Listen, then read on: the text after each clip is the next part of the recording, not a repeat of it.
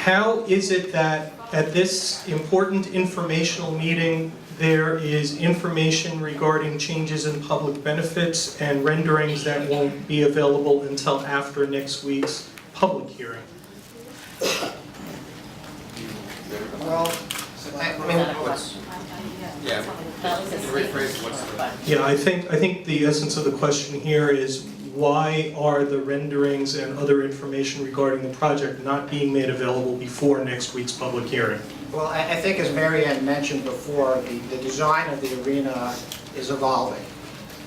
We have in place, and we have design guidelines in place. The design guidelines were made public, and those design guidelines remain unchanged. We are also, along with the city, constantly reviewing the design, and we will make sure it's a design that is suitable for the project.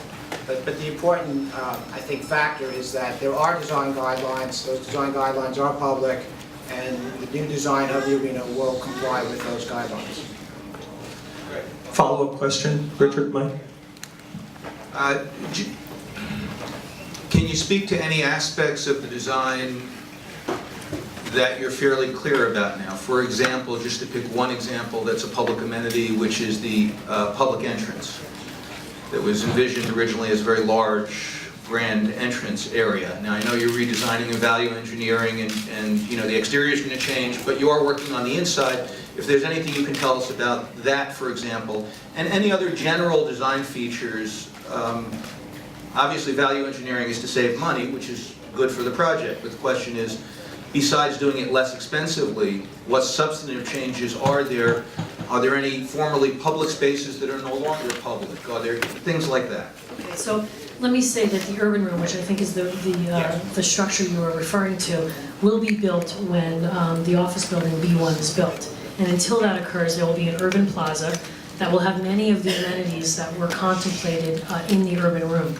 There'll be a new TA entrance, there'll be retail, there'll be a grand arena entrance at that location, and generous outdoor space, which will be space available to and belonging to the public.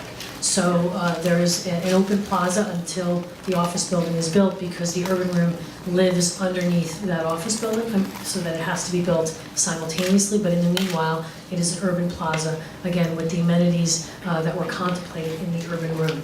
And I think the best guidance as to what the arena design might look like is to look at the design guidelines and understand that the transparency from the street into the bowl itself, some of the features about the arena that you found in the earlier Frank Gehry design will be maintained and honored in the design that we will show the public as soon as we possibly can, but it looks like it will be, again, September, October.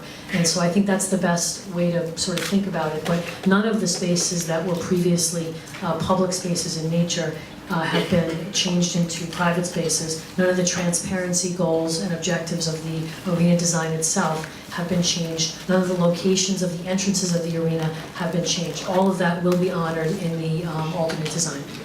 Another follow-up question. If I could just add one thing to that. One of the parts of that question is, how could we as ESDC contemplate this without some of the visuals there, the renderings? And part of that is, as MaryAnne and Steve said, there are fairly rigorous design guidelines in place that are already part of the plan, and that gives us a certain degree of comfort that those, a lot of that's already been contemplated. So that allows us to go forward with some degree of confidence of what we're going to